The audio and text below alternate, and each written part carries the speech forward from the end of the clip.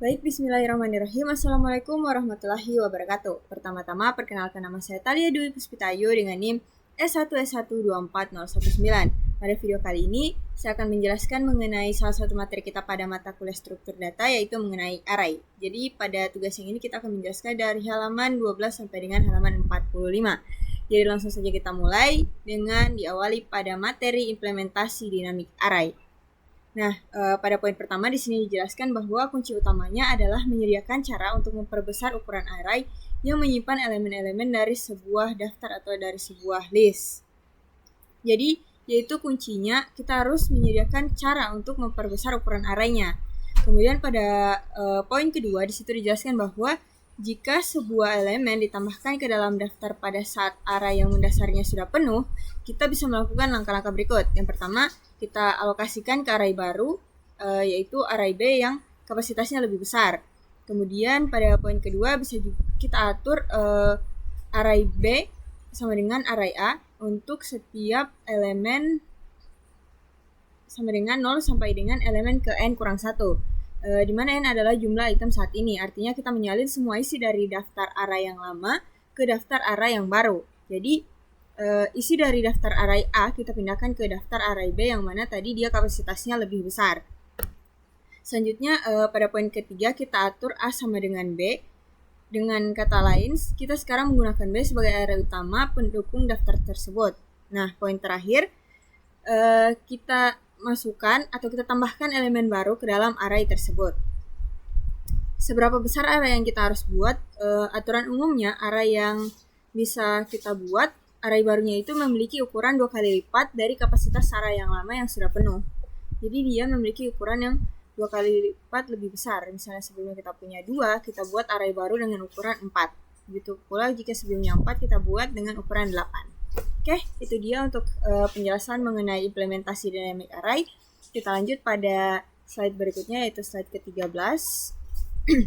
Dimana di sini pada slide ke-13 ada sebuah grafik yang mengilustrasikan biaya waktu amortisasi dari operasi penambahan data atau append pada sebuah dynamic array, di mana sebagian besar operasi berlangsung sangat cepat yang ditunjukkan oleh batang-batang pendek yang stabil. Di sini, ini dia sangat cepat, batang-batang pendek. Namun ketika jumlah elemen mencapai batas kapasitas pada kelipatan seperti di sini 2, 4, 8, dan 16, terjadi lonjakan biaya yang signifikan. Di sini dia batangnya jadi lebih tinggi daripada biasanya, sehingga sistem harus melakukan resizing. Pada titik ini, program melakukan dua tugas berat secara sekaligus, yaitu mengalokasikan array yang baru yang ukurannya 2 kali lipat lebih besar dan menyalin setiap elemen array lama ke array yang baru tersebut.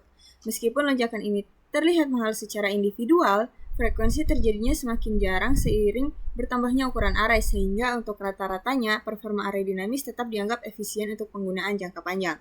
Selanjutnya pada bagian kanan di sini kita bisa melihat bahwa terdapat juga contoh kodenya, yang mana di sini dia menggunakan import ctypes dan membuat kelas dynamic array. Jadi langsung saja di sini kita coba untuk melakukan pengkodean ulang. Sini dia import ctypes.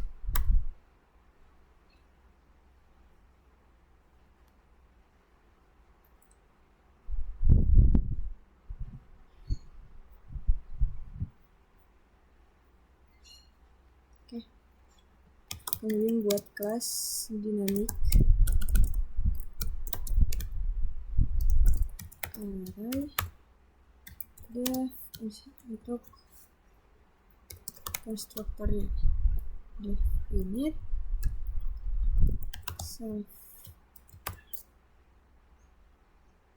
Kemudian di sini ada self n sama dengan 0, self capacity sama dengan 1, kapasitasnya sama dengan 1. Kemudian di sini dibuat self A sama dengan net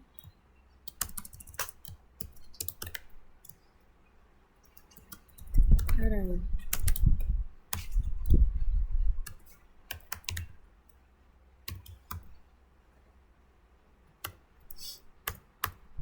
sini dibuat sebuah metode untuk menghitung panjangnya, yaitu menggunakan metode len.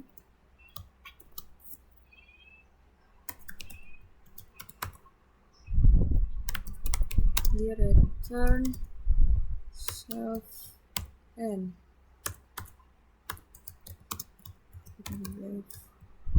Get item.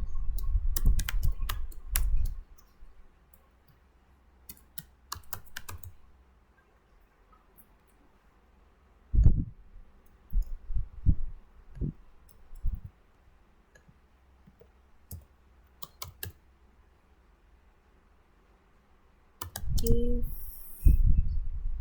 jika tidak sama dengan 0,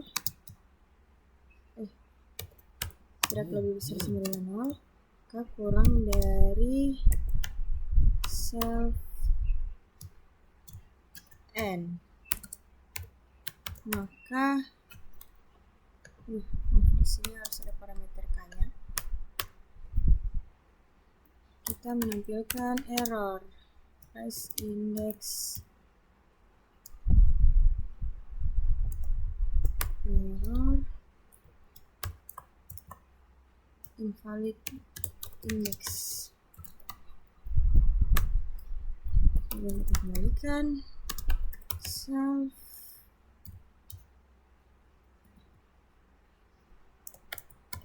index ke k. Oke. Jadi get itemnya ini untuk mengakses elemennya. Selanjutnya kita buatkan metode untuk menambahkannya menggunakan epan. Di sini ada parameter obj dengan if self titik underscore n sama dengan self titik capacity. Maka self di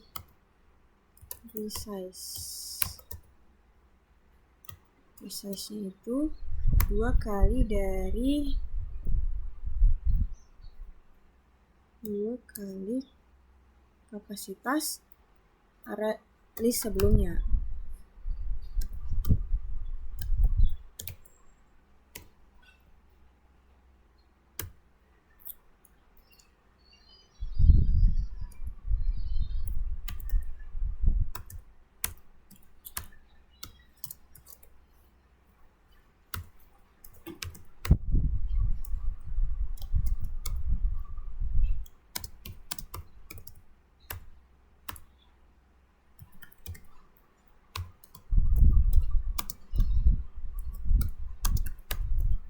Oke, selanjutnya di sini kita buat metode untuk resize-nya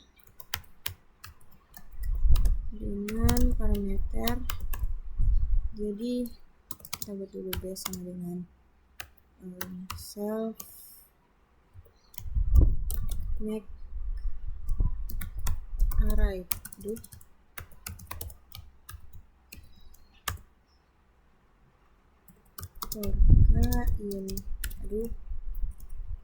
Maka in range self n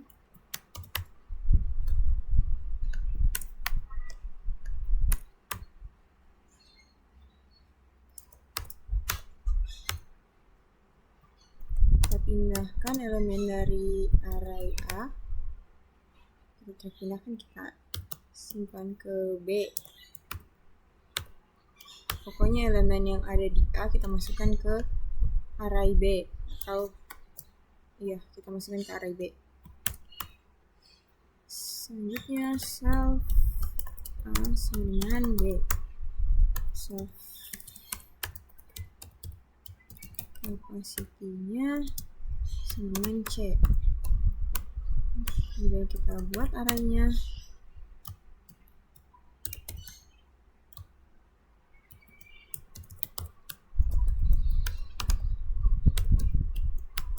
Panggilkan parameter C, kemudian kita return C dikali C types titik y underscore object.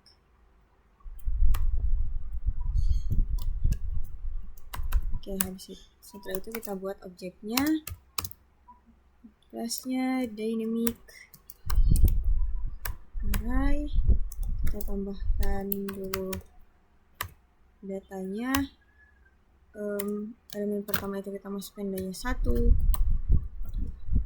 kemudian ini kita coba ganti jadi 3, ini 5, kemudian kita coba print array A pada indeks ke-1. Kita coba lihat, indeks ke-1 itu harusnya kan yang muncul 5.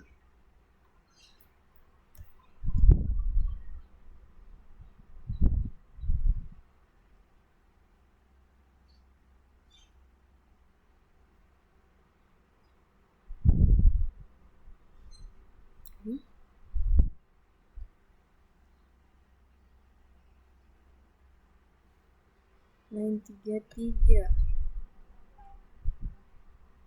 Oh, buat dalam kurungnya. Oke, sekarang harusnya sudah bisa. Oh, belum. Open. Ini kan open. Masukkan 1.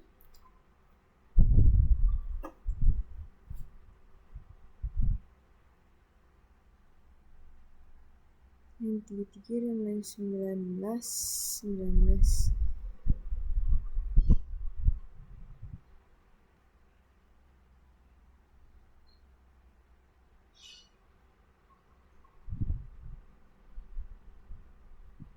Oh, nih.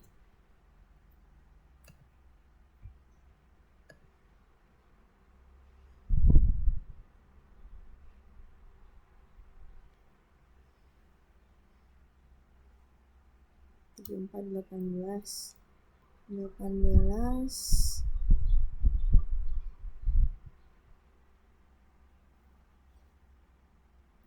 kali self capacity, self resize,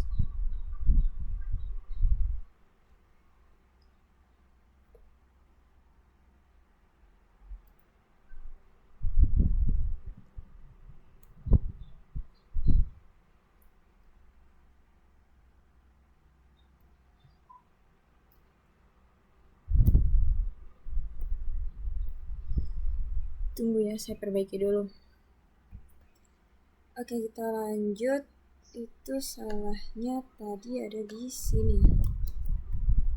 Di sini pakai self resize. Di sini ada underscore-nya, sementara di sini tadi saya buat tidak ada.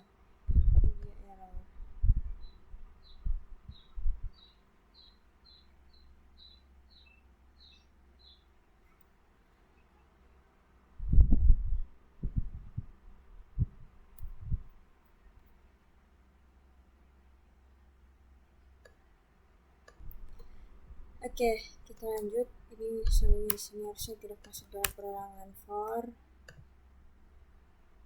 Nah, tadi kan kita coba akses array indeks 1 yaitu 5 dan di sini muncul 5.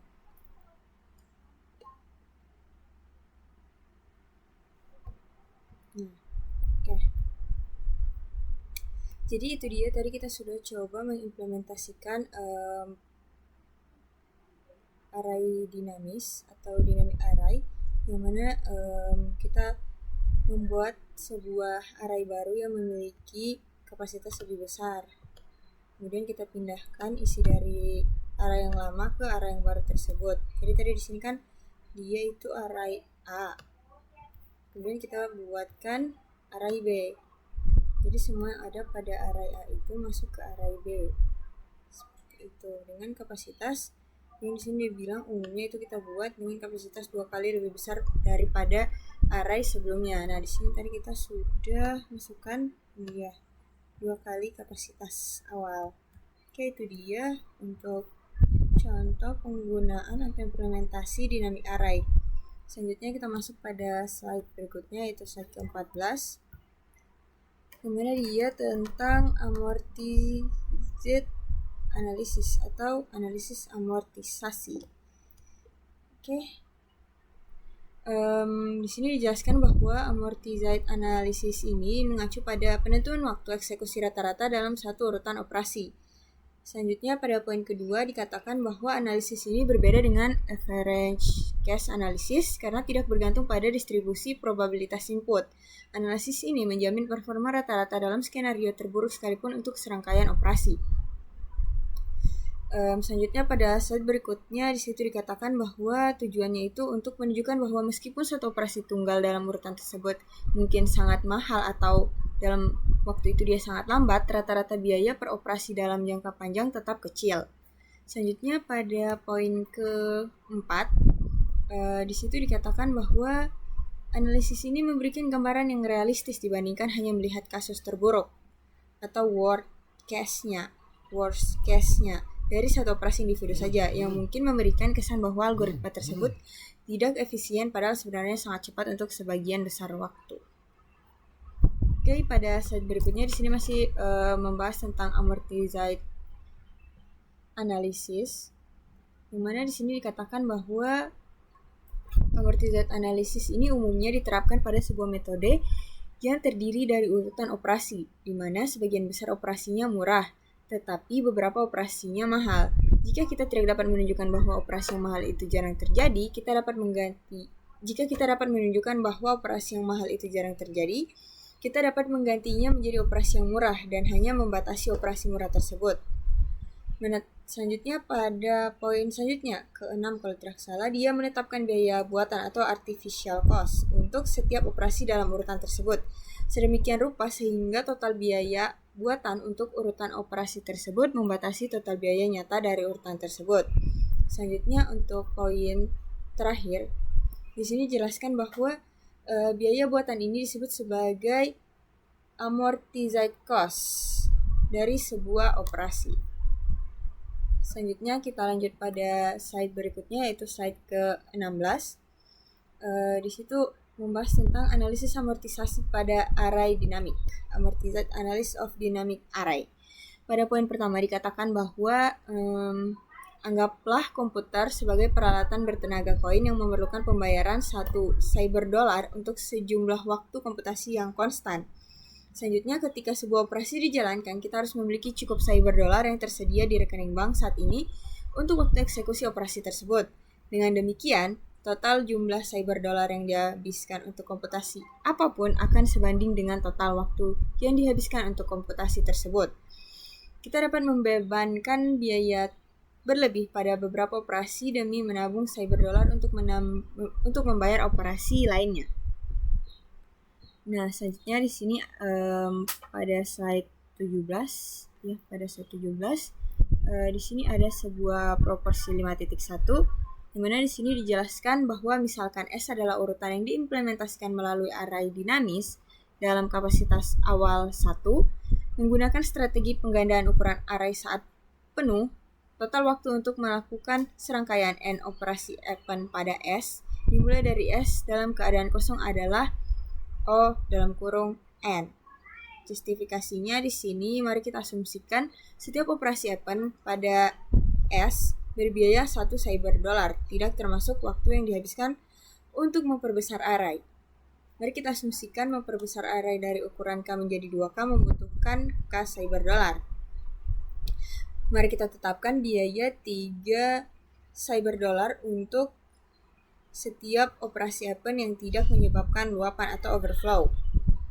Selanjutnya terdapat keuntungan sebesar 2 cyber dollar untuk setiap penyisipan yang tidak memperbesar array yang disimpan di dalam sel tempat elemen tersebut disisipkan. Selanjutnya di sini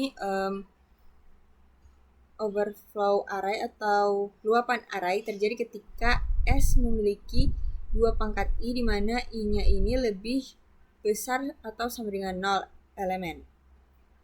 Selanjutnya di sini pada slide 18 dijelaskan bahwa menggandakan ukuran array membutuhkan 2 pangkat I cyber dollar atau biayanya itu dia 2 pangkat I cyber dollar.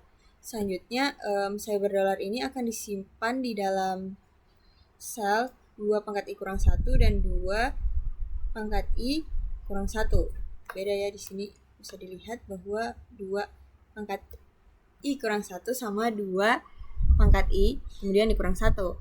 Selanjutnya pada poin berikutnya Ini adalah skema amortisasi yang valid di mana setiap operasi dikenakan biaya 3 cyber dolar dan semua waktu komputasi telah berbayar.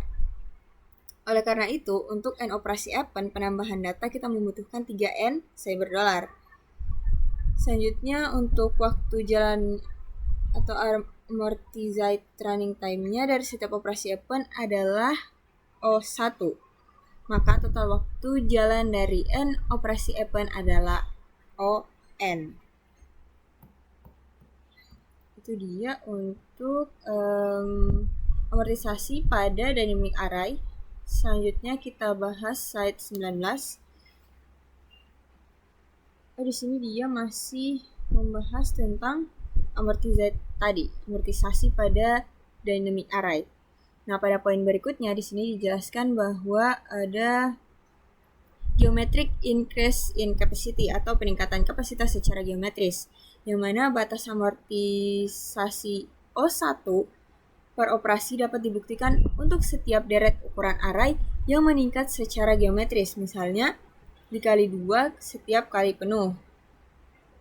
Jadi dia itu amortisasi O1-nya ini dapat dibuktikan untuk setiap deret ukuran array yang meningkat secara geometris. Yang meningkat secara geometris ini dia dikali 2 setiap arraynya penuh.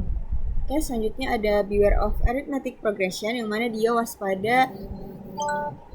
waspadai progresi aritmetika.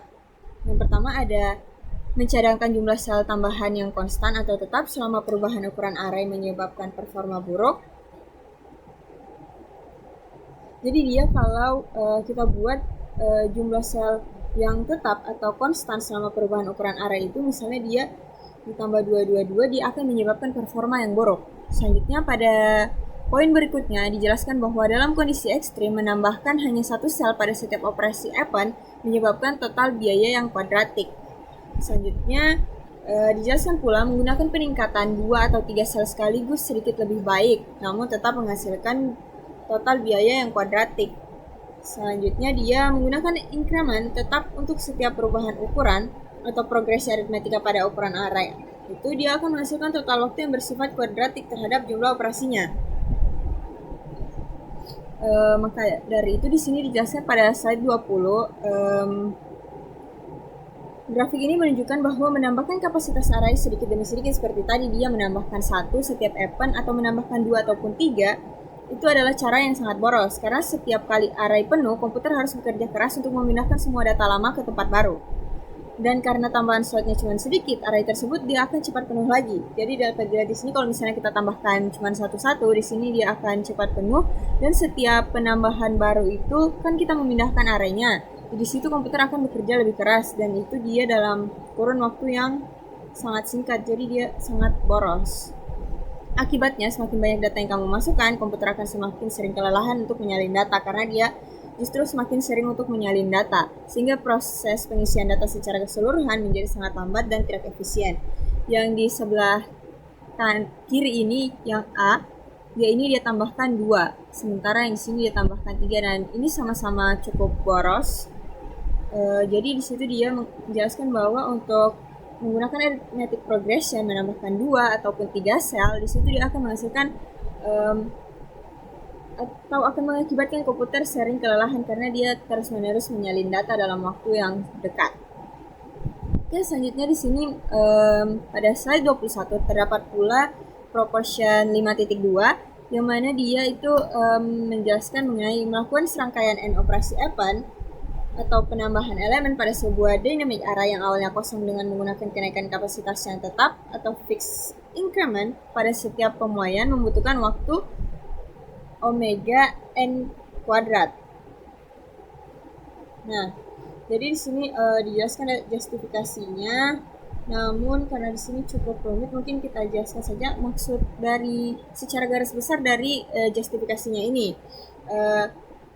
Memperingatkan bahwa menambah kapasitas array dengan angka yang tetap atau fixed increment tadi ini, dia sangat tidak efisien untuk data dalam jumlah besar. Hal ini karena akan menyebabkan performa yang lambat, karena dia akan menyebabkan waktu yang kuadratik. Itulah sebabnya banyak bahasa pemrograman lebih memilih untuk melipat gandakan kapasitas. Misalnya seperti yang sudah dijelaskan di awal tadi, apabila kapasitas awalnya 2, kita lipat gandakan menjadi 4, 8, 16, dan seterusnya. Untuk mencapai waktu rata-rata yang lebih cepat. Karena bisa dilihat di sini pada slide 20 ini dia komputer akan kelelahan karena terus menyalin data. Sementara apabila kita kuadratkan itu dia akan terlihat seperti ini pada gambar ini. Dia menyalinnya cukup jarang karena dia melipat gandakan kapasitasnya.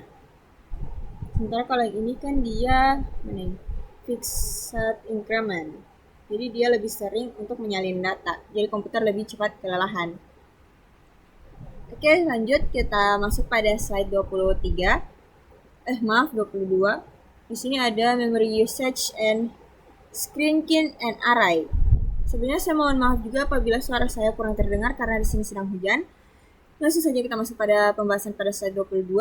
Pada poin pertama dijelaskan konsekuensi lain dari aturan geometri aturan peningkatan kapasitas secara geometris saat melakukan penambahan atau append pada dynamic array adalah ukuran akhir array dijamin akan sebanding dengan jumlah elemen secara keseluruhan. Artinya struktur data tersebut menggunakan memori ON.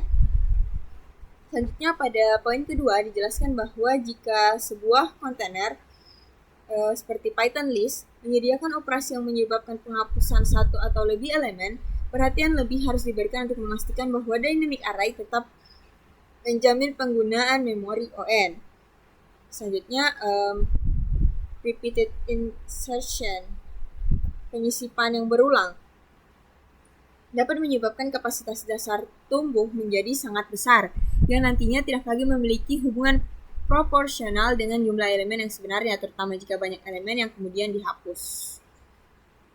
Selanjutnya dia robust atau kokoh dari struktur data semacam ini akan memperkecil kapasitas array dasar sesekali sambil tetap mempertahankan batas amortisasi O1 pada setiap operasinya.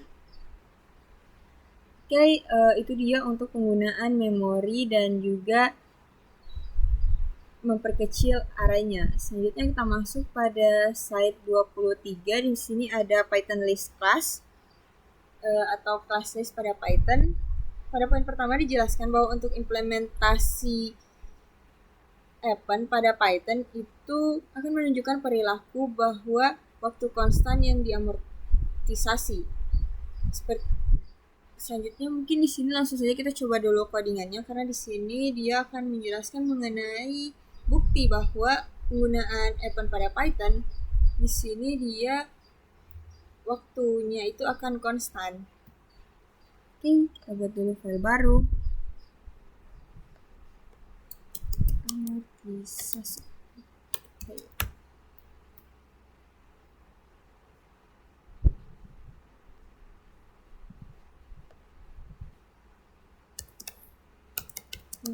Time import file dev compute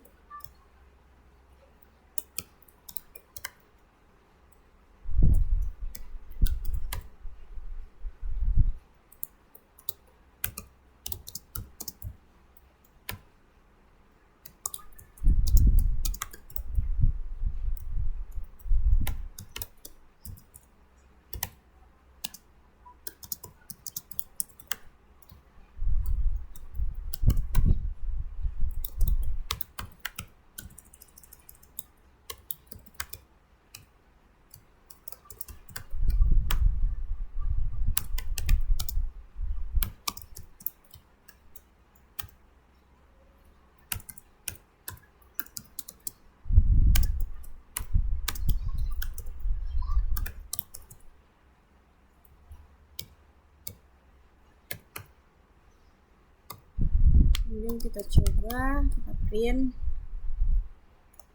rata-rata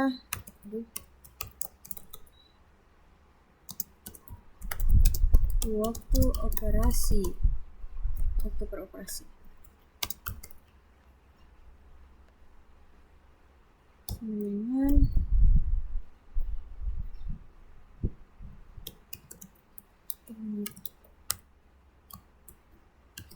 compute average Sini kita masukkan 100. Berapa ini?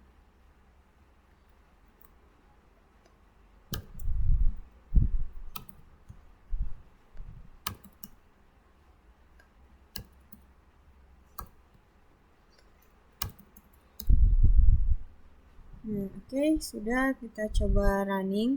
Kita hapus dulu ini terminal yang tadi.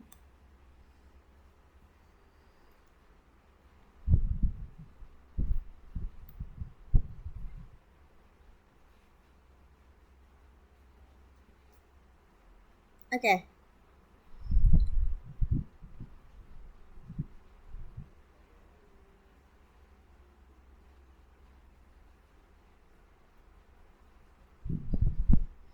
Oke, itu dia hasil runningnya. Ini kita coba bandingkan sama yang ada pada contoh. Di sini dia 0,2 pada saat 100 ya. Di sini saya 0,5.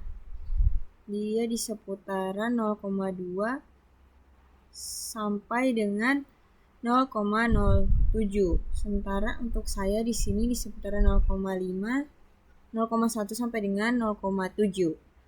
Jadi berdasarkan hal tersebut dapat kita lihat bahwa waktu amortisasi untuk setiap operasi Appen bersifat independen terhadap N, tidak bergantung pada jumlah data. Karena di sini saat kita masukkan 100, dia lebih lama daripada kita masukkan 10.000. Saat 10.000 di sini waktunya dia cuma sekitar 0,1. Sementara saat kita masukkan 100, dia di situ waktunya 0,5. Tuh. Jadi meskipun nilai N meningkat drastis dari 100 sampai 100 juta, waktu rata-rata peroperasinya tetap sangat kecil dan stabil. Kemudian dia tidak bergantung pada jumlah datanya. Tuh, itu dia untuk contoh dari kelas list pada Python. Selanjutnya kita masuk pada slide berikutnya, yaitu efficiency of Python sequence type, yaitu efisiensi pada tipe sekuensial Python. Yang pertama di sini dibahas tuple. Biasanya lebih efisien dalam penggunaan memori dibandingkan list karena dia bersifat immutable atau tidak dapat diubah setelah sudah dibuat. Oke. Selanjutnya untuk tuple atau kelas tuple, dia ini mengimplementasikan perilaku non-mutating atau tidak mengubah data dari kelas list. Selanjutnya untuk operasi waktu konstannya, dia menggunakan len dalam kurung data dan data indeks ke J.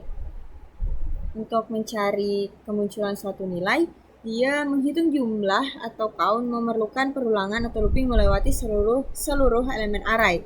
Selanjutnya perulangan untuk memeriksa keberadaan suatu elemen atau menentukan indeks suatu elemen akan segera berhenti setelah menemukan kemunculan pertama di paling kiri dari nilai yang dicari.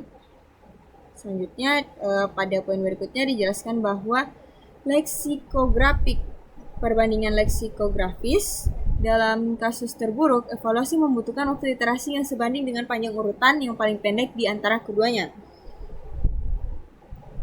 Membuat instansi baru bergantung pada panjang ukuran array baru yang akan dibuat. Itu dia untuk penjelasan dari slide 24 ini mengenai efisiensi tipe sekuensial Python. Jadi dia untuk operasi waktu konstannya pakai len data dan juga data indeks ke J. Untuk menghitung memerlukan perulangan looping. Itu dia. Selanjutnya kita masuk pada slide berikutnya, yaitu mutating behavior atau perilaku mutatingnya.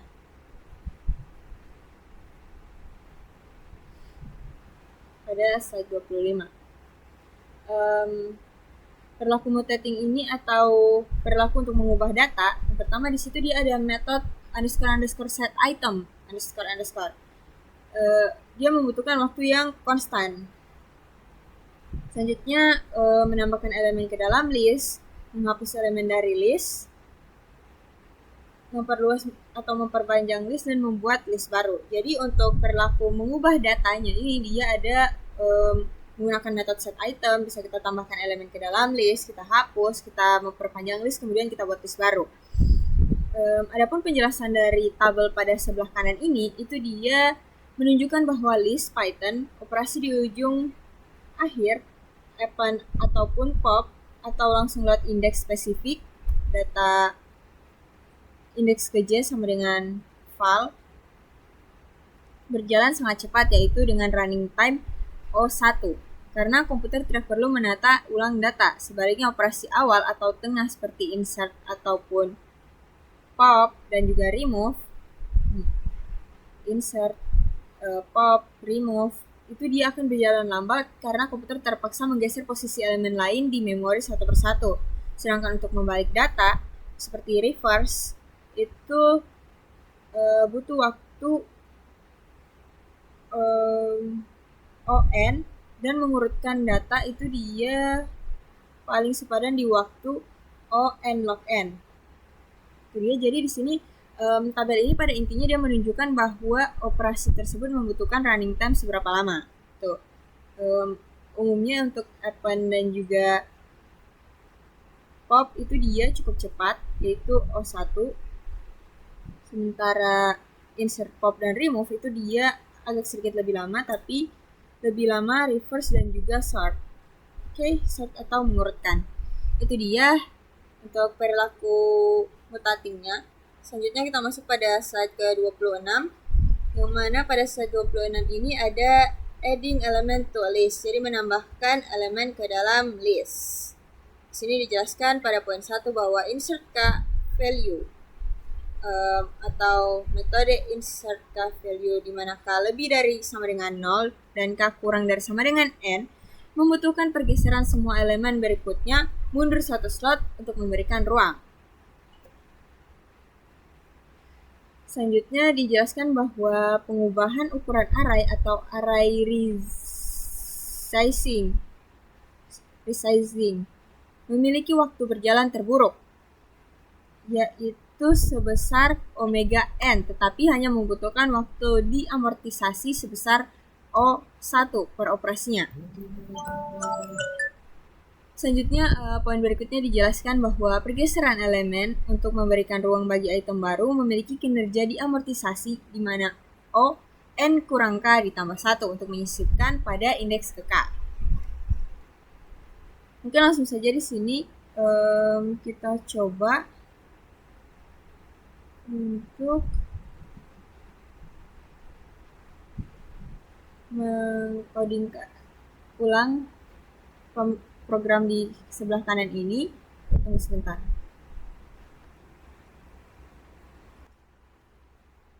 Oke, kita lanjut. Tadi sebelumnya saya sudah sempat melakukan pengkodean ulang berdasarkan kode yang ada pada slide ini. Dan ini kita masukkan pada kode yang sebelumnya sudah kita buat, yaitu kelas dynamic array. Ini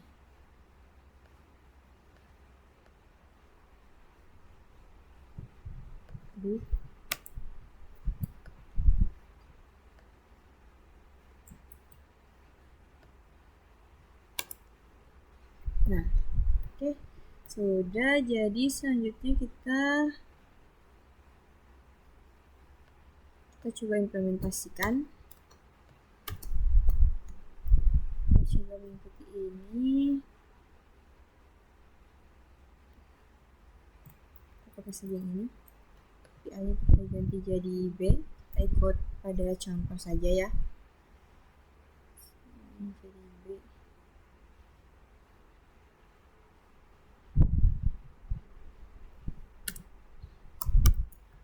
Oke, sudah. Kemudian di sini kita coba untuk mengakses panjang dari array B ini. Print array length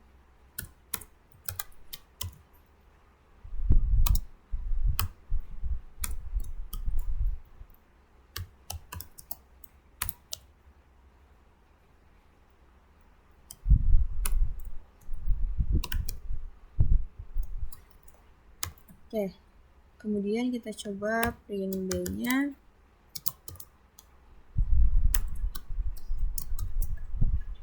Kita hapus dulu isi terminalnya.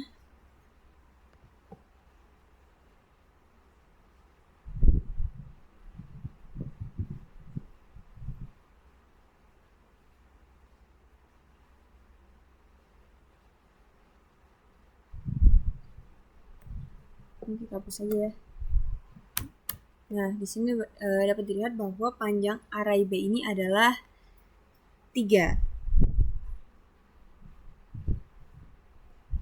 Selanjutnya di sini kita coba untuk melakukan insert atau menyisipkan data ke dalam array ini. Insert. Kita sisipkan 7 dan 9. Kemudian kita coba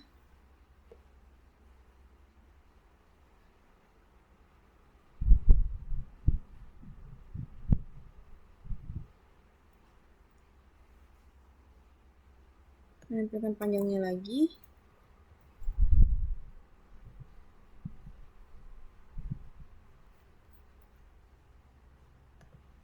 Untuk yang ini kayaknya kita kasih komen saja dulu.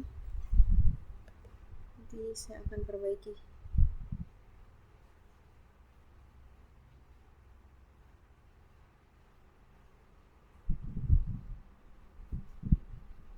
Sepertinya untuk bagian insertnya di sini ada sedikit error, yang mana error itu ada pada line 47 dan juga 37. 37 itu yang ini.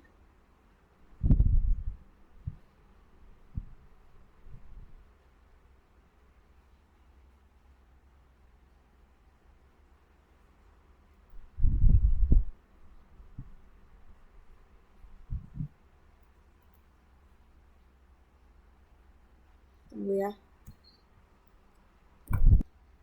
Oke, kita lanjut. Jadi itu tadi salahnya ada pada sini.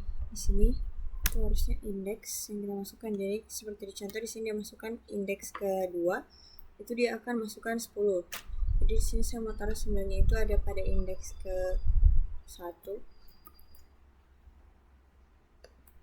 Tambahkan 1. Aduh, maaf kepencet. Kita tambahkan. Jadi di sini harusnya panjang B sekarang adalah 4. Nah, adapun untuk menampilkan insert print B ini, di sini kita buat dulu metodenya. Di sini aja. Sebelumnya sudah saya ketik. Sini.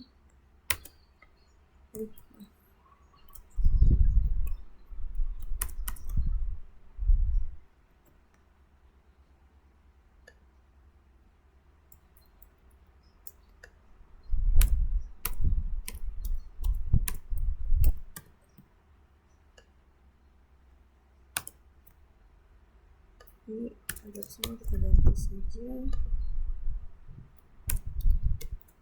Oke. Kemudian kita coba print B.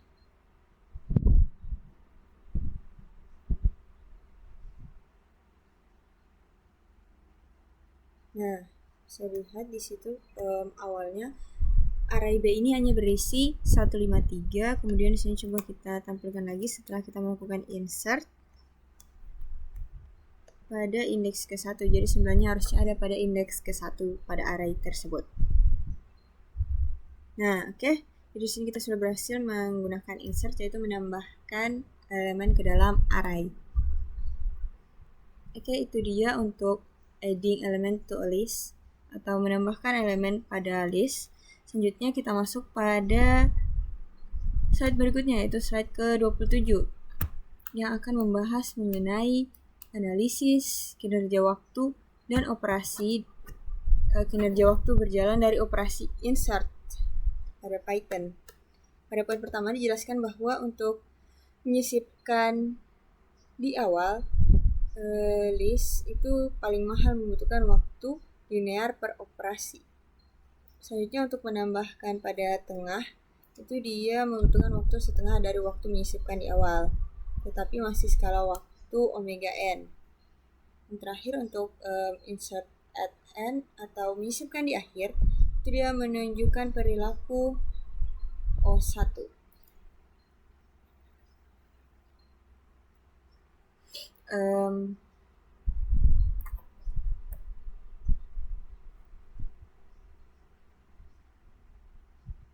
Jadi apabila kita melakukan insert di awal, yaitu tentu saja pada contoh ini dia itu memasukkan indeksnya 0, itu dia akan menghasilkan waktu atau runtime yang paling lama. Seiring bertambahnya data, waktu eksekusinya melonjak drastis dari 0,482 sampai ke 351,59. Dan untuk menyisipkan ke tengah atau di middle, yaitu pada indeks ke n, itu dia setengah kali lebih cepat, yaitu omega n. Setengah kali lebih cepat daripada menyisipkan pada bagian awal. Di sini dia menghasilkan waktu yang dapat dilihat pada tabel ini, dia hampir setengah atau kurang lebih pada setengah dari waktu menyisipkan di awal. Dan untuk menyisipkan di akhir, yang ini, dia itu waktu eksekusinya dia sangat stabil di kisaran 0,3 sampai dengan 0,4.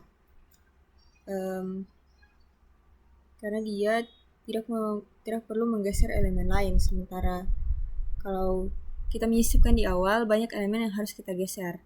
Semua elemen harus kita geser. Kalau menyisipkan di tengah, tidak semua elemen harus digeser. Sementara kalau kita sisipkan di akhir, tidak perlu ada elemen yang digeser. Makanya waktunya dia paling cepat.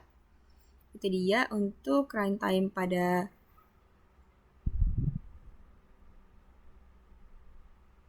operasi insert. Selanjutnya, tunggu. Oke, kita lanjut pada slide berikutnya, yaitu extending list. Belum. Nah, removing elements from a list, itu menghapus menggunakan pop dan juga remove. Nah, untuk metode pop ini dia menghapus elemen terakhir dari list, yaitu O1. Sementara untuk pop K, dia itu akan menghapus elemen pada indeks K, di mana K kurang dari N dari list, yang membutuhkan waktu O N kurang K, karena jumlah pergeseran memori bergantung pada pemilihan nilai K. Kemudian penggunaan pop 0 itu dia paling mahal dengan memakan waktu omega n. Selanjutnya pada poin terakhir, remove. Untuk remove ini dia dapat menghapus nilai spesifik yang ditentukan tanpa menentukan indeks. Jadi kalau menghapus menggunakan pop itu dia pakai indeks, tapi kalau remove dia kita sebut nilai spesifiknya, tidak pakai indeks. Dan untuk waktunya dia itu omega n.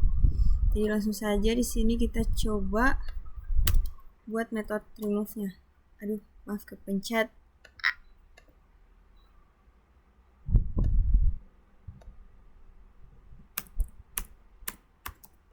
Nah, remove self value.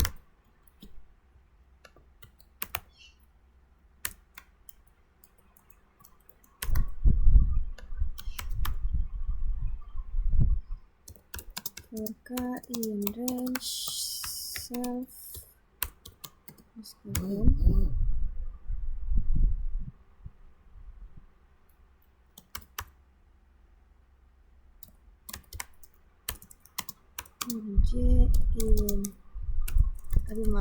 if self ke 99 value, maka lakukan perulangan for j in range k, self n kurang 1.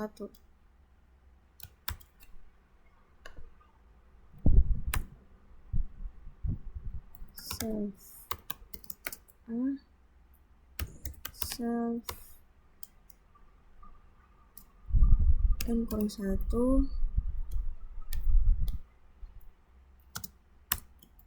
dengan non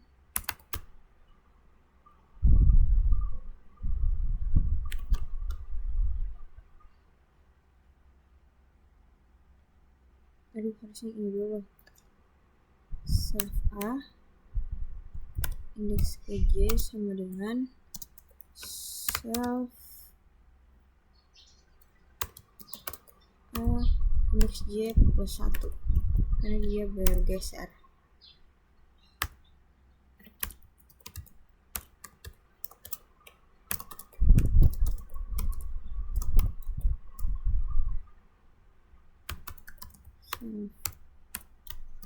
N kurang 1 dengan non, kemudian self N minus 1 return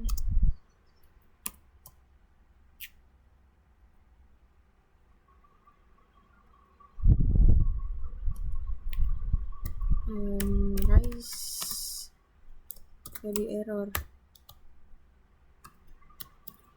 nilai tidak ditemukan. Oke, itu dia. Kemudian di sini kita coba menghapus, kita lakukan B remove. Karena dia menggunakan remove, jadi nilainya yang kita sebutkan. Jadi di sini kita mau coba menghapus nilai 9. Setelah kita insert tadi kita hapus lagi. Kemudian kita coba tampilkan panjang arraynya dulu dan kita tampilkan arraynya. Jadi ini pertama tadi setelah kita F1 kita print, kemudian di sini kita insert. Kemudian kita tampilkan panjangnya, kita tampilkan lagi arraynya, kita remove, kita tampilkan panjangnya dan kita tampilkan lagi arraynya. Nah, saya lihat di sini pertama panjangnya itu 3 dengan isi array itu 153, kemudian kita tambahkan 9 pada indeks ke 1. Jadi panjang arraynya jadi 4, di sini ada 9. Kemudian kita hapus lagi 9-nya. Jadi panjang arraynya sekarang kembali menjadi 3 dengan array yang berisi 153. Itu dia untuk remove pada list. Selanjutnya kita masuk pada slide berikutnya, yaitu extending a list atau memperluas list. Untuk penjelasannya itu dia digunakan untuk menambahkan semua elemen dari suatu list ke ujung akhir dari list kedua. Selanjutnya poin berikutnya, data extend order itu memiliki hasil yang setara dengan for element in order. Data append element. Selanjutnya untuk waktu berjalan atau running time-nya dia berbanding lurus dengan panjang dari listnya, yaitu ON. Diamortisasi karena list pertama mungkin diubah ukurannya untuk menampung elemen-elemen tambahan tersebut. Selanjutnya yang terakhir, extend metode-nya dia lebih disukai dibanding melakukan panggilan append secara berulang-ulang. Metode ini menawarkan 3 keuntungan. Yang pertama ada implementasi bawaan dari Python yang relatif lebih efisien karena diimplementasikan secara natif dalam bahasa pemrograman yang terkompilasi. Selanjutnya untuk poin kedua, dia memiliki beban atau overhead yang lebih sedikit karena hanya memanggil satu fungsi tunggal yang menyelesaikan semua pekerjaan dibandingkan dengan banyak panggilan fungsi individu secara terpisah. Dan poin yang ketiga itu dia ada peningkatan efisiensi dari extend juga berasal dari fakta bahwa ukuran akhir dari list yang diperbarui sudah dapat dihitung dan dipersiapkan terlebih dahulu. Itu dia untuk penjelasan dari extending list atau memperluas list. Selanjutnya kita masuk pada slide ke-30, yaitu constructing new list. Constructing new list ini atau membuat list baru, ini dia efisiensi asimptotik bernilai linear terhadap panjang dari list yang dibuat. Selanjutnya untuk sintaks list comprehension secara signifikan lebih cepat dibandingkan membangun list dengan melakukan append secara berulang. Dan yang terakhir dia itu membuat list dengan menggunakan ekspresi indeks dikali n jauh lebih efisien daripada membangun list tersebut secara bertahap atau incrementally. Itu dia untuk poin-poin yang perlu kita ketahui pada pembuatan list baru. Selanjutnya kita masuk pada slide ke-31 yang mana di sini ada Python string class. Kelas string pada Python ada beberapa notasi yang mana pertama ada length of a string sama dengan n, length of a second string sama dengan m. Selanjutnya ada beberapa perilaku umum. Yang pertama ada metode yang menghasilkan string baru. Contohnya dia ada capitalize, center, dan strip. Itu dia membutuhkan waktu yang linear terhadap panjang dari string yang dihasilkan. Selanjutnya untuk perilaku yang menguji kondisi boolean pada sebuah string, contohnya is lower, dia itu akan memakan waktu on karena harus memeriksa seluruh n karakter dalam kasus terburuknya atau worst case-nya. Selanjutnya poin berikutnya menjelaskan mengenai pencocokan pola atau pattern matching, yaitu menemukan satu string di dalam string yang lebih besar. Contohnya constraint, find, index, count, replace, dan juga split. Dia implementasi naive-nya akan menghasilkan kompleksitas waktu O, M, N. Hal ini dikarenakan terdapat N kurang M tambah 1 indeks awal untuk pola tersebut.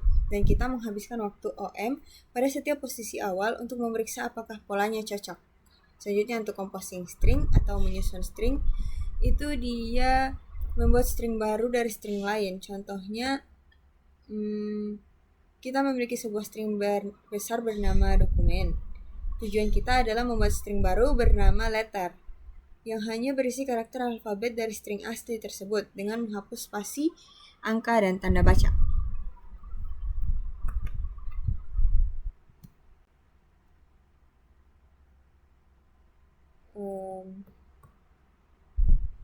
Selanjutnya di sini ada contoh kodenya yang mana di sini pertama didefinisikan sebuah variabel letter yang mana dia itu string kosong. Kemudian di sini ada alfabet karakter. For C in dokumen itu letternya akan bertambah menjadi C. Kemudian pada implementasi kedua di sini kan implementasi pertama di sini kita menambahkan alfabet ke dalam string letter ini. Makanya di sini dia if C is alpha, letternya akan ditambahkan C. Untuk implementasi kedua di sini ada sebuah list yang kosong namanya temp. Dia akan ditambahkan alfabet karakter. Dia menggunakan append karena dia list. Tuh. Dan dia membutuhkan waktu on. Sementara kalau untuk menambahkan ke string biasa dia itu on kuadrat. Untuk implementasi ketiga dia menggunakan list comprehensive. Untuk repeated atau pemanggilan berulang kali append. Itu dia untuk contoh-contoh dari composing string atau menyusun string. Kita lanjut pada slide ke-34. Dimana slide 34 ini dia menjelaskan mengenai penggunaan array penggunaan sequence berbasis array ya. Kita akan belajar mengenai 3 contoh. Yang pertama ada storing high score, menyimpan skor tertinggi untuk sebuah game. Yang kedua ada mengurutkan sebuah urutan data atau sequence data berurutan. Yang ketiga ada cryptography simple. Langsung saja, yang pertama di sini ada contoh untuk storing high score for a game atau menyimpan skor tertinggi untuk sebuah game. Nah, di sini dijelaskan bahwa tujuannya itu untuk menyimpan entry data skor tertinggi dari sebuah video game. Yang kedua, setiap entry game memiliki sebuah nama dan sebuah skor kelas yang bersesuaian. Untuk contoh ini, dia ada entry game. Game entry. Selanjutnya pada poin ketiga dikatakan bahwa untuk mempertahankan urutan atau sequence dari skor-skor tertinggi tersebut, kita membuat kelas lain bernama scoreboard.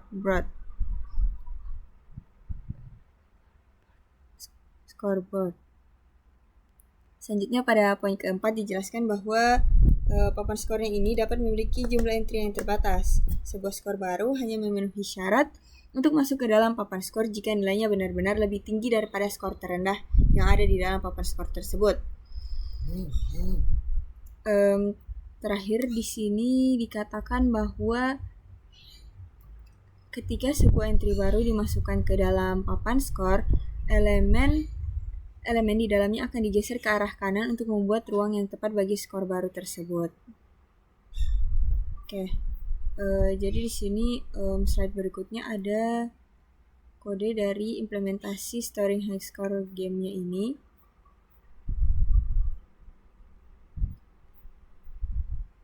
Jadi langsung saja kita buat file baru.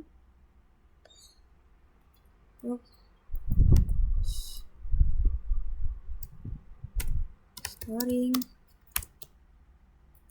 game. Kemudian kita lakukan pengkodean dari awal. Tapi sebelum itu tunggu. Kita lanjut, langsung saja kita masuk pada pengkodean untuk contoh dari storing high score for game. Langsung saja class game entry.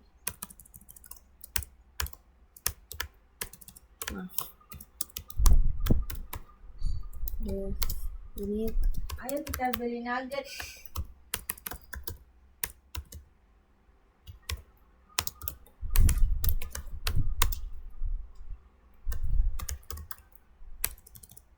dan skor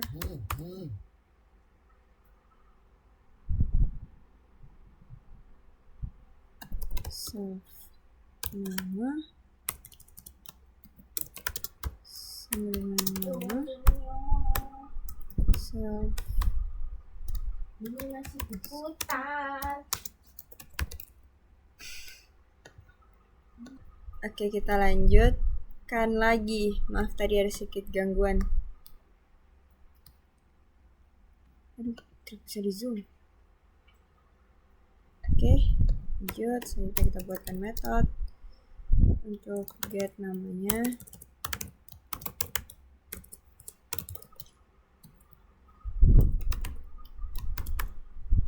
Return self nama. Kemudian untuk get score kita salin saja dari yang ini jadi get score.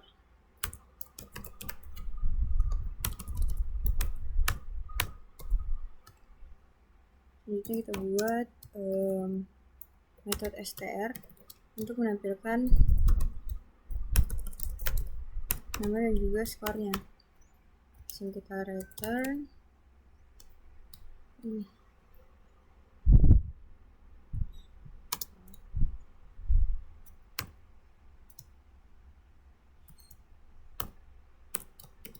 Nol, satu, dimana formatnya, dimana nolnya itu akan menampilkan self nama.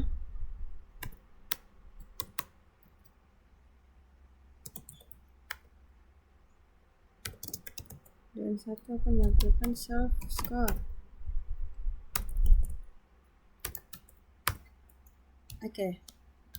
Lanjut pada baris berikutnya di sini kita buat kelas lagi, yaitu kelas score papan skornya.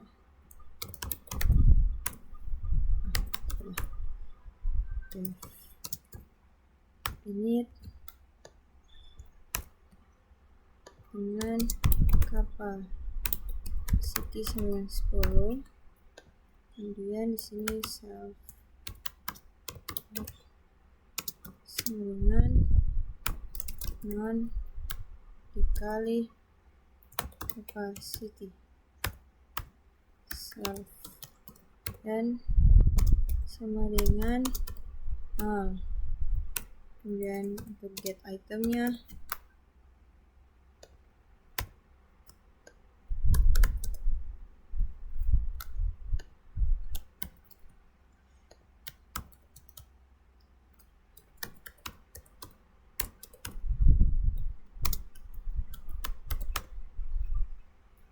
return self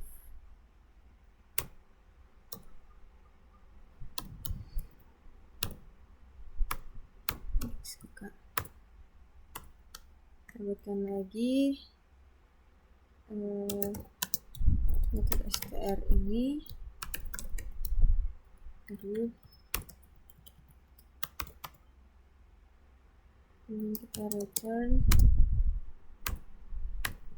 and join str self buat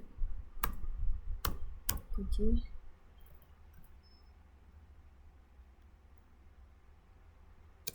for j in range self n.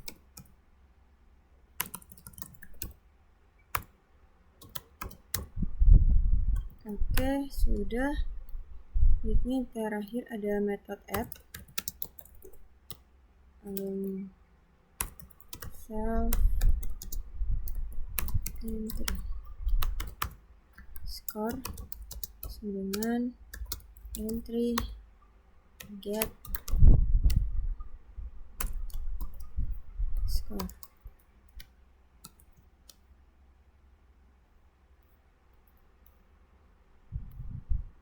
Lanjut dot sama dengan self titik underscore n kurang dari len self go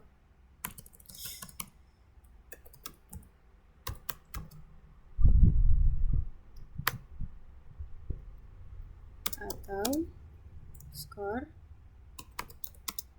lebih dari self indeks 1 indeks terakhir kita panggil get underscore score-nya. Oke. Terus if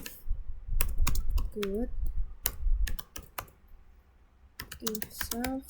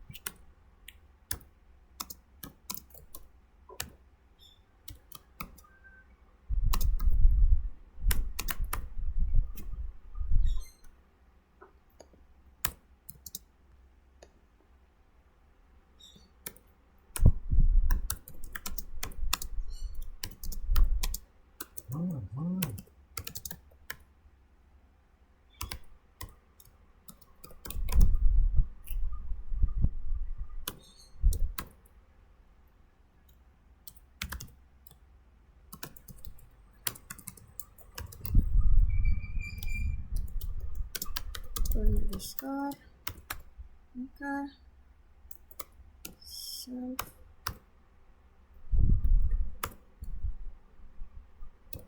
j sama dengan self dot j indeks terakhir j kurang dari j dikurang 1 kemudian self j sama dengan entry.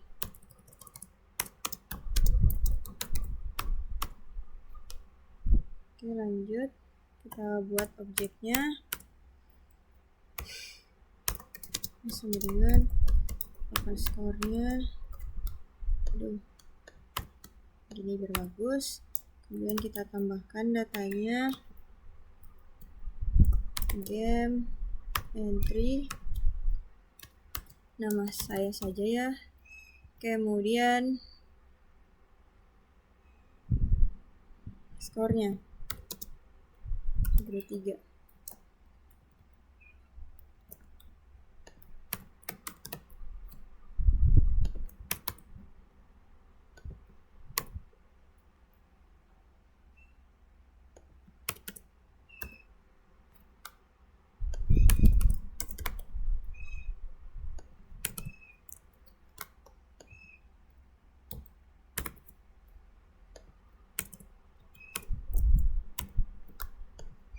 Oke, setelah itu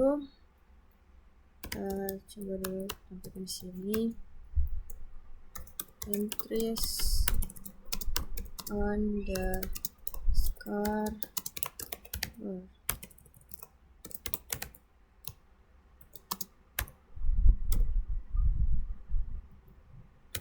S.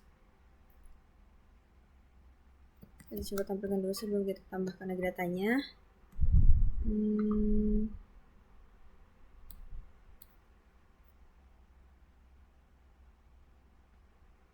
Di add ya.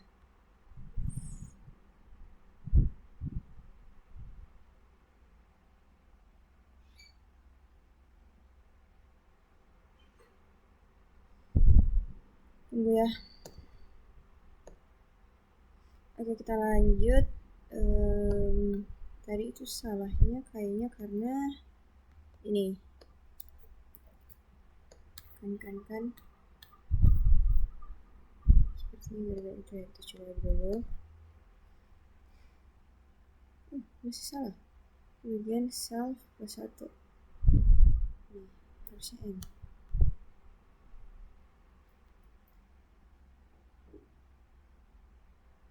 Ini di method di sini.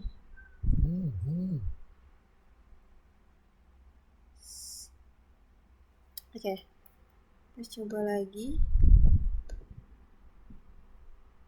Nah, jadi di sini sudah berhasil kita tampilkan. Dia ditampilkan berdasarkan urutan skornya.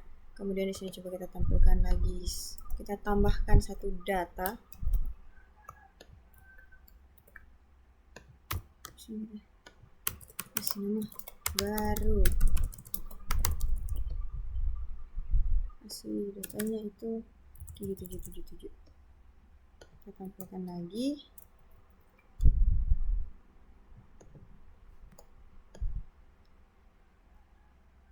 Nah, sekarang di sini kita sudah berhasil menambahkan data baru lagi, dan kita berhasil membuat papan skor berdasarkan skor tertinggi. Jadi tadi data yang baru kita tambahkan dia masuk ke bagian paling atas karena dia skornya paling tinggi. Itu dia untuk contoh implementasi dari storing high score for a game. Selanjutnya ada storing a sequence, yang mana dia itu mengurutkan sebuah sequence. Tujuannya itu tentunya seperti namanya, dia akan mengurutkan sebuah sequence elemen yang teratur menjadi nilai urut yang tidak menurun. Jadi dia naik. Untuk algoritma insertion sortnya, dia itu pertama dimulai dengan elemen pertama di dalam array. Satu elemen saja secara otomatis sudah dianggap terurut.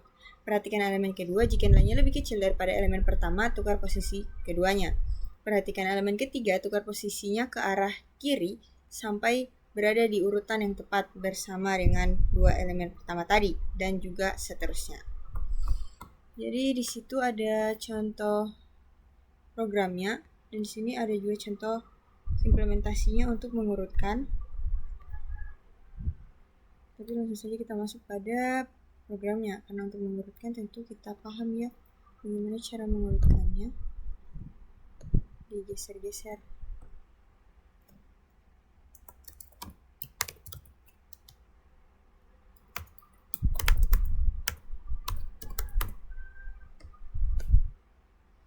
Ini saja def search.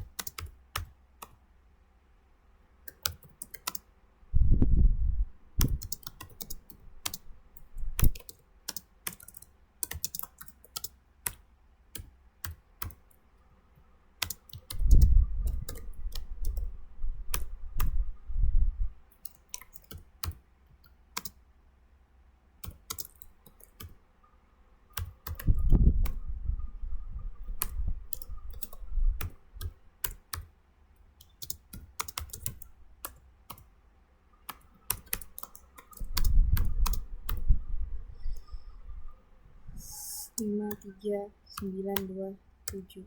Aduh, maaf, lupa komanya. 5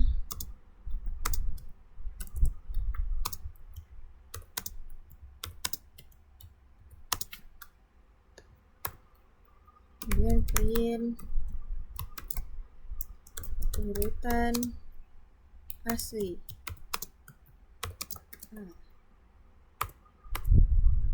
Insertion sort print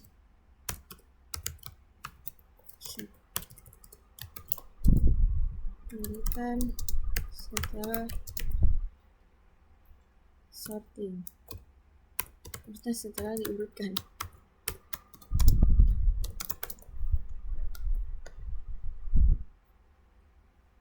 Ini untuk contoh yang angka. Kita buat lagi satu yang B, itu untuk array yang isinya itu list huruf atau karakter. List L S Z I. Selanjutnya kita print saja agar cepat ya. Nanti kalau kita ganti, oh ya, untuk karakter dia kita perlu tanda kutip. Ini yang B, ini juga B, ini juga B.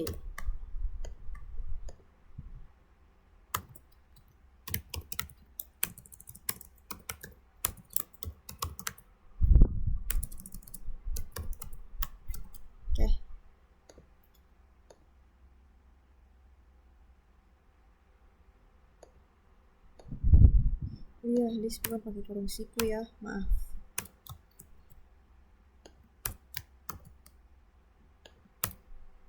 Oke, langsung kita coba urutan asli. Kemudian dilakukan sorting menggunakan fungsi insertion sort.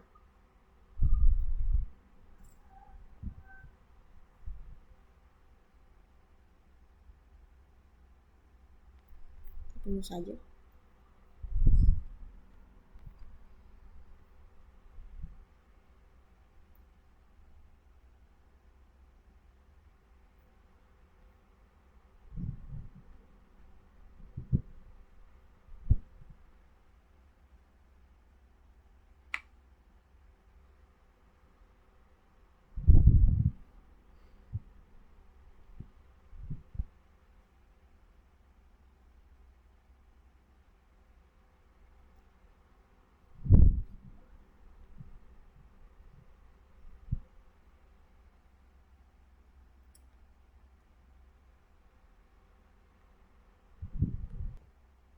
Sepertinya setelah saya periksa kembali, di sini dia ada yang salah ya.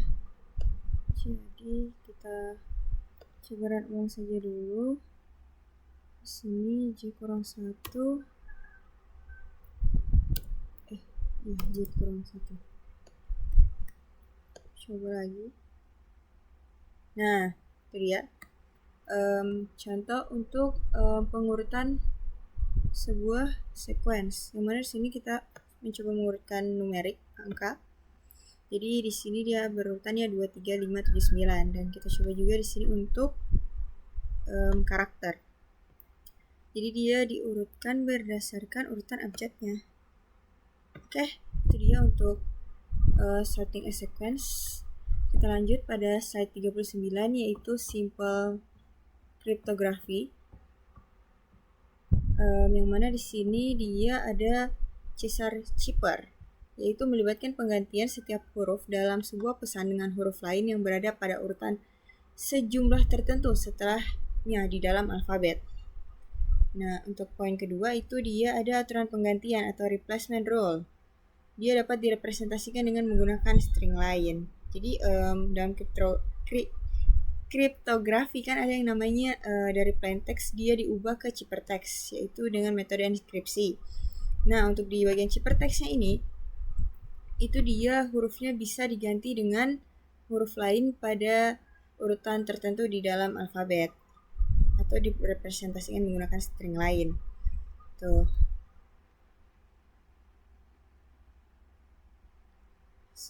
Selanjutnya pada poin berikutnya ada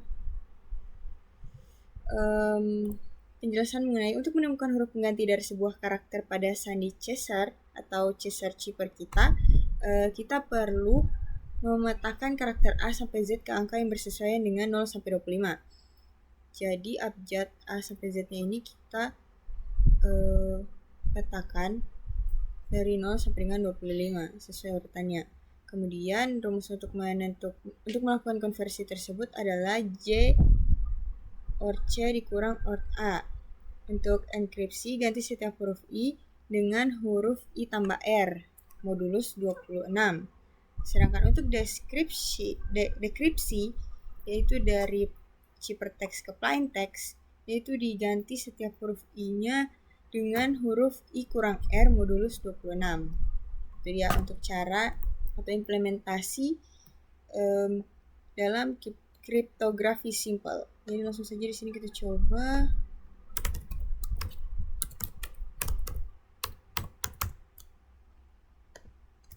Kodenya ini plus Caesar chipper definite self-safe encodernya sama dengan non dikali 26. Sementara untuk decodernya sama dengan non dikali 26 juga. Kemudian kita buat perulangan for K in range 26 encoder K sama dengan CR K plus shift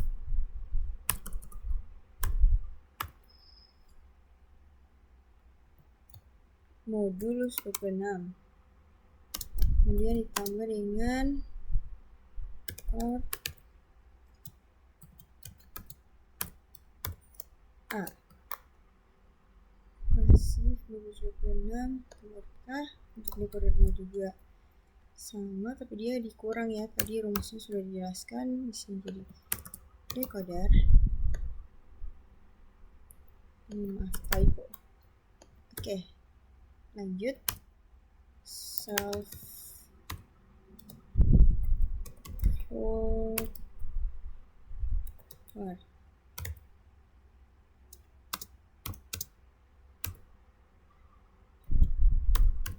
Join encoder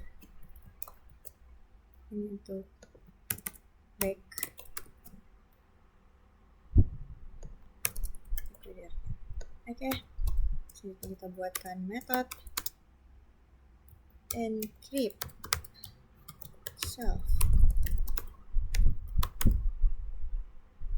message-nya ya, kita harus input message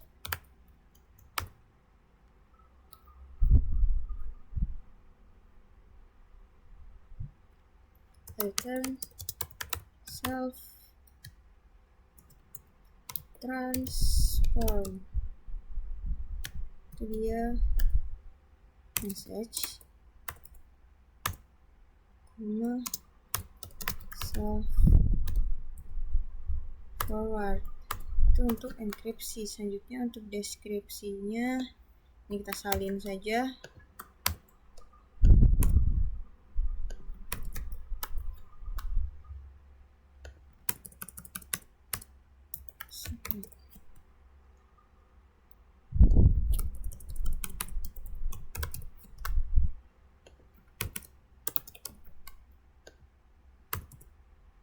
Ini ada def transform, ini itu self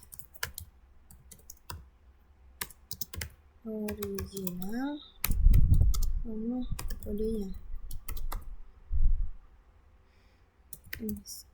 message please, masukkan biasanya di dalam list original.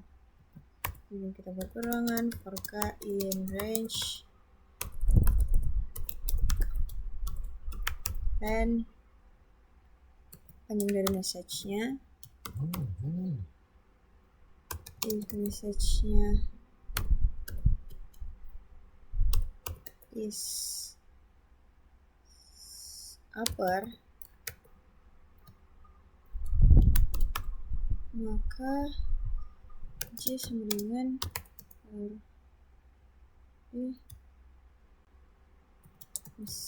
GK dikurang kurang RD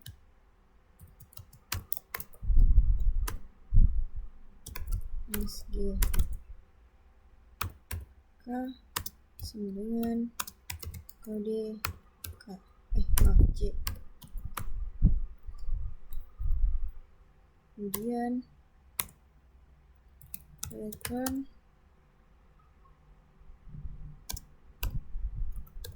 join SG if name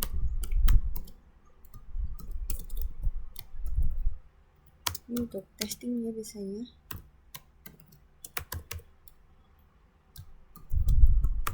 Karena hanya dapat dijalankan apabila kita jalankan file mainnya. Cheaper sama dengan kita panggil kelas yang kita buat dulu objek, kemudian message-nya itu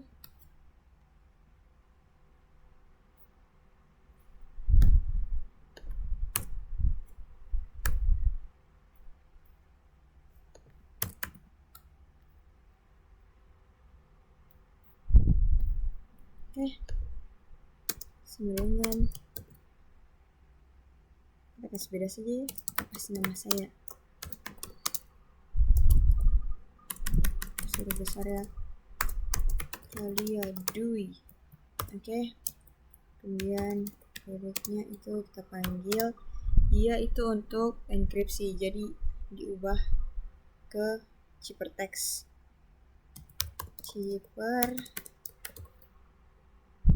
encrypt message.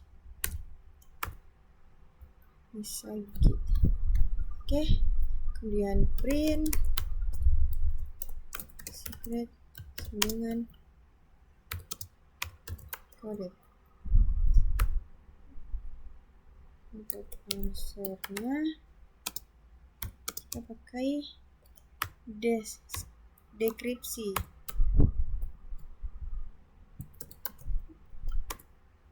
Kemudian kita print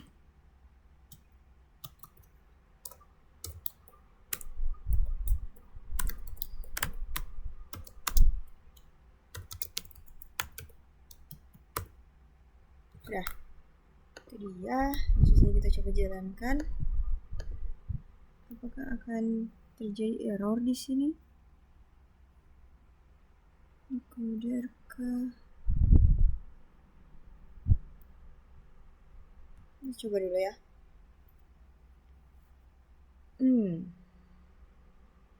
Missing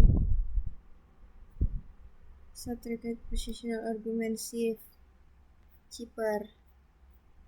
Saya perbaiki dulu ya agar videonya tidak terlalu panjang. Oke, kita lanjut.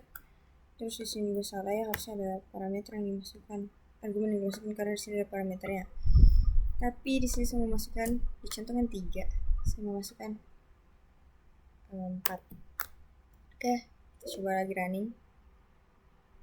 Nah, jadi untuk kriptografi simpel yang kita buat ini, itu dia akan mengubah input yang kita masukkan, dia geser beberapa langkah ke karakter berikutnya, yang mana di sini karena saya masukkan 4 jadi udah geser 4. RST U V W X. Jadi huruf T di sini jadi X, terus huruf H I J K L jadi L. Gitu semuanya. Ini diubah, digeser 4. karakter setelahnya. Jadi untuk contoh kriptografi simpelnya, langsung saja kita lanjut pada slide berikutnya, di mana di sini ada multidimensional dataset atau kumpulan data multidimensional. Pada poin pertama dikatakan bahwa memiliki lebih dari satu dimensi, sebuah list dua dimensi dapat disebut sebagai matriks karena dia lebih dari satu dimensi.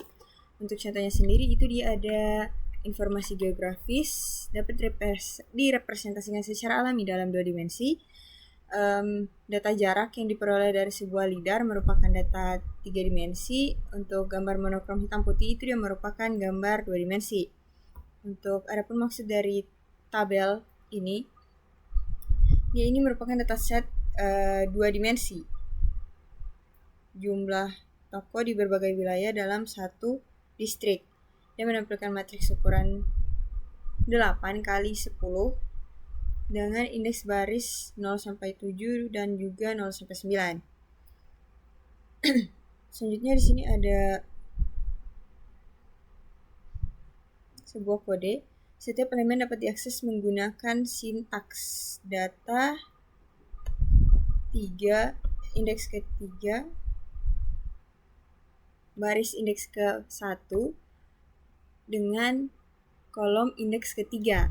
Jadi dia baris indeks ke-1, kolom indeks ke-3. Nih.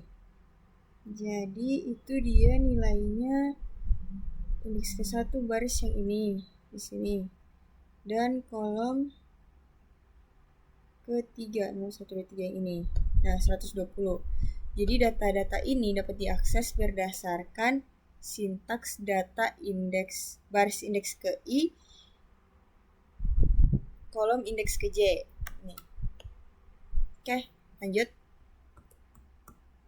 Ada penjelasan mengenai constructing multidimensional list atau membuat list multidimensi. Pertama itu ada menginisialisasi list satu dimensi secara tepat, yaitu buat data sama dengan indeks 0 dikali N, kemudian inisialisasi list multidimensionalnya dengan dikali R. Oke.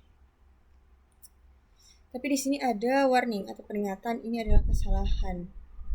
Karena semua entry sebanyak R dari list bernama data tersebut merupakan referensi ke instan.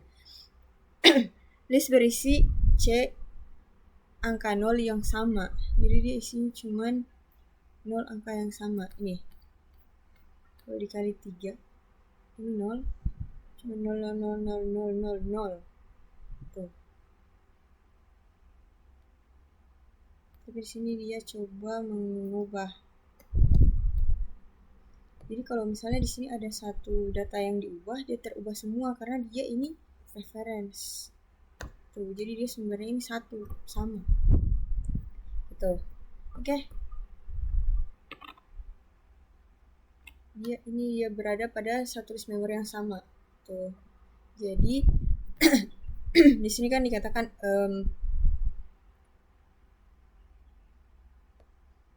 dia mengubah nilai pada baris ke 1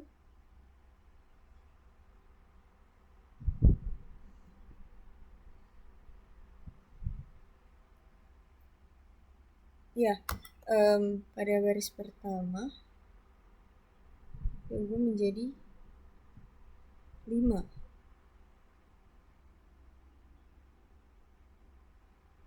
Baris kedua tunggu sebentar. Oke, lanjut. Jadi di sini dia mengubah indeks ke 0 itu menjadi 5 dan semuanya jadi berubah karena dia ini merujuk pada alamat memori yang sama. Tuh. Oke. Kita langsung saja lanjut pada bagian berikutnya, yaitu dia untuk implementasi inisialisasi list dua dimensi yang benar. Jadi yang benar itu kita gunakan ini, indeks ke 0 dikali C for J in range R. Bukan yang ini salah karena dia semuanya akan merujuk pada memori yang sama. karena dia menampilkan referensinya. Oke. Jadi hal ini memastikan bahwa setiap sel dari list utama merujuk ke objek list sekunder yang independen. Jadi dia berdiri sendiri-sendiri. Nah, selanjutnya di sini ada kode yang cukup simpel, jadi tidak perlu kita tes ya. Adapun hasilnya di sini dia coba ubah dan dia tidak mempengaruhi yang lain. Tuh. Melalui metode list comprehension ini, diagram di kanan atas menunjukkan bahwa ini setiap indeks baris 0, 1, 2 menunjuk ke list angka 0 yang terpisah di memori. Efeknya mengubah nilai pada satu koordinat spesifik tidak akan merusak dan mengubah nilai di baris lainnya karena dia itu list sekunder yang independen, berdiri sendiri-sendiri. Tuh. Ini ada contoh kode terakhir. Jadi di sini mungkin kita coba kode saja, tapi akan saya lakukan di apa-apa sambil kita video saja ya, karena ini juga slide terakhir. Apa judulnya ini? Tik-tak-tu. Tik-tak-tu. Oke, jadi langsung saja. Di sini kita buat dulu kelas tik-tak-tu. Kemudian kita buat konstruktornya def _init self _word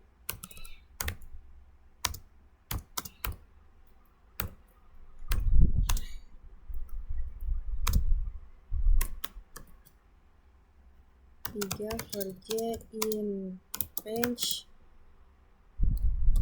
3.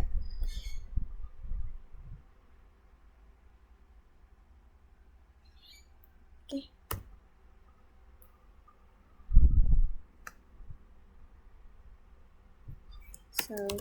Titik layar dengan X typo.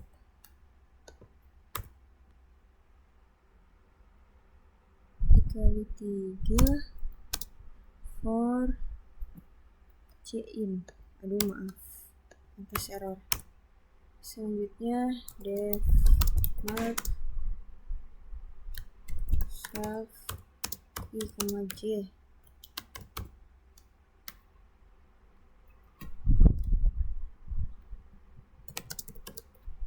Aduh maaf.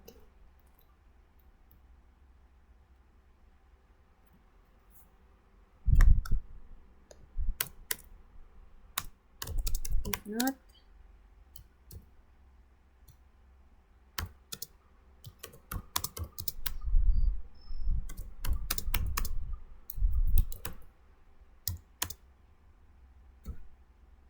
kita salin saja.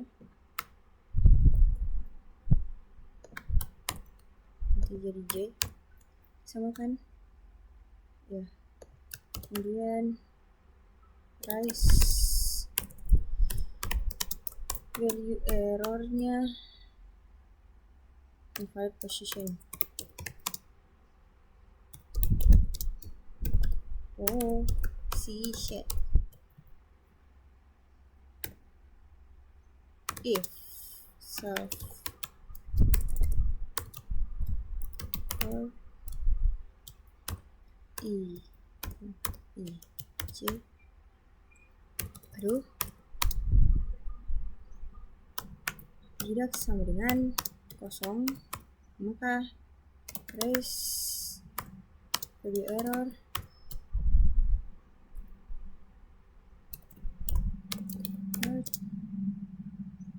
position correct. Aduh, if self winner is not known, Trace value error. Game is already complete.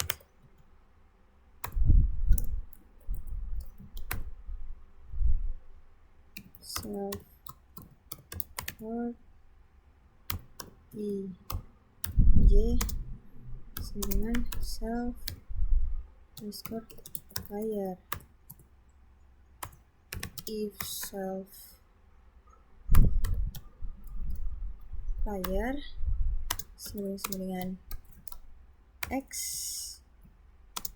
maka self underscore player sama dengan o plus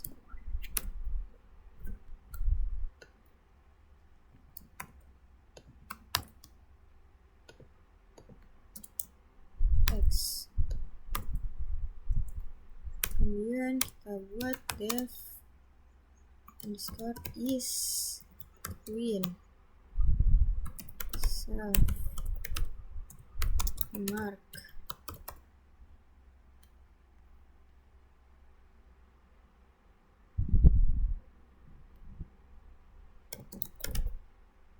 kemudian self roll return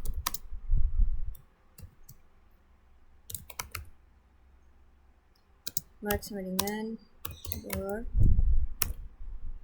is null sama dengan x ke 0 1 sama dengan x ke 0 2 or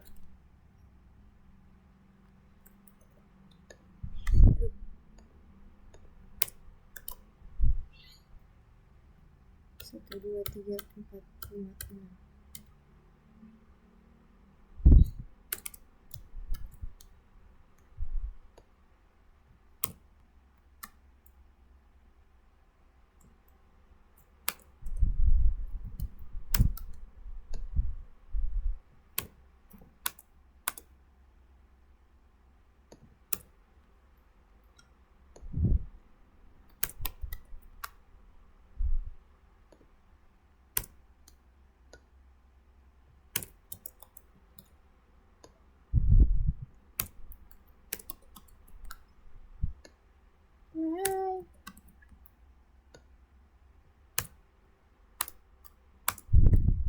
Oke, kita ganti dulu untuk berapa row ini? 7 ya? Aduh iya 8 1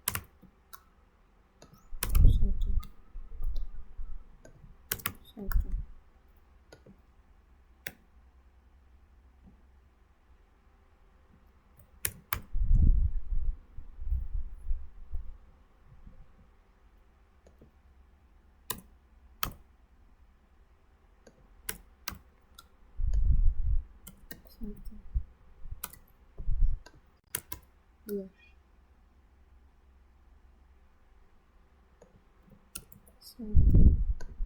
1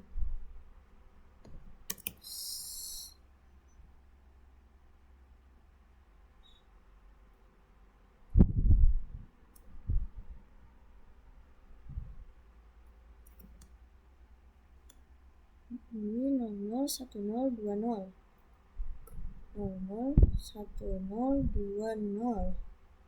20 terus di bawahnya 10 01 11 21 terus 02 12 12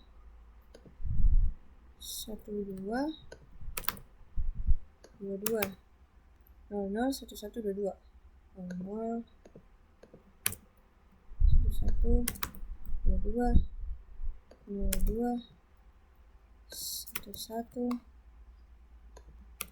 20. Oke. Selanjutnya di sini ada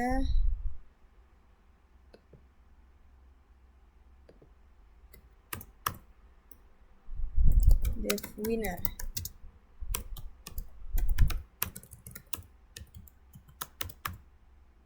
Yaitu format in XO. Maka if self is win mark return mark. Oke. Aduh.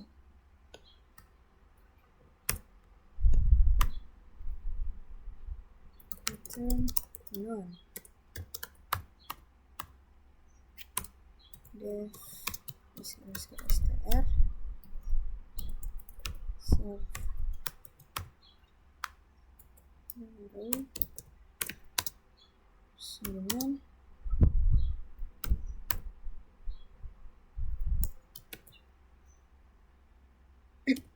join self r for r in range 3 kemudian return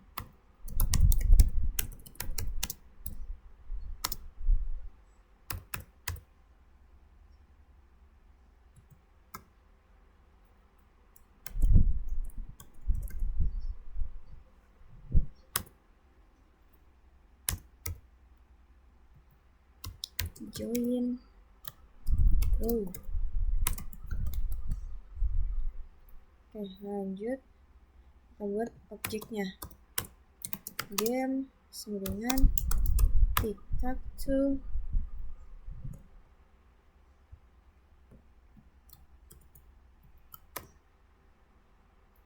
terus kita buat pergerakannya game mark dengan 1,1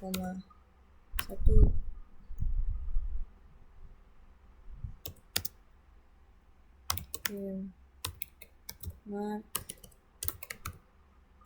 dengan 0,2. Kita ikuti saja contoh ya. 2,2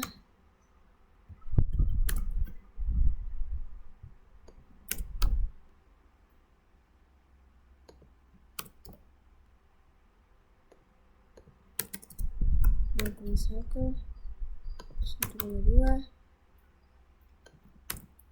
1,0. Terus terakhir game marknya 2,0. Hitung dulu gamenya, kemudian winnernya sama dengan game winner if winner is none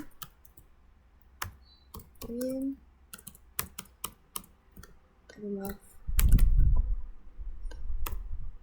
win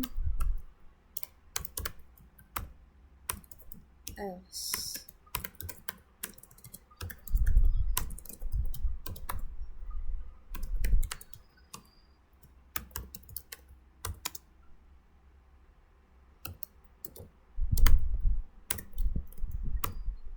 Sudah. Oke. Aduh. Nah.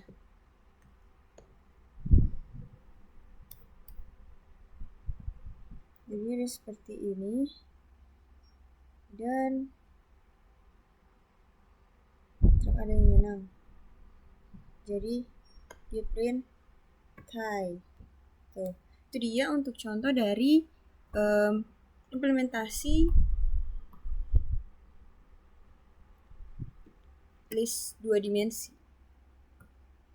Jadi langsung saja kita lanjut pada slide terakhir, summary, dimana di sini dikatakan bahwa Kita telah mempelajari hal-hal berikut.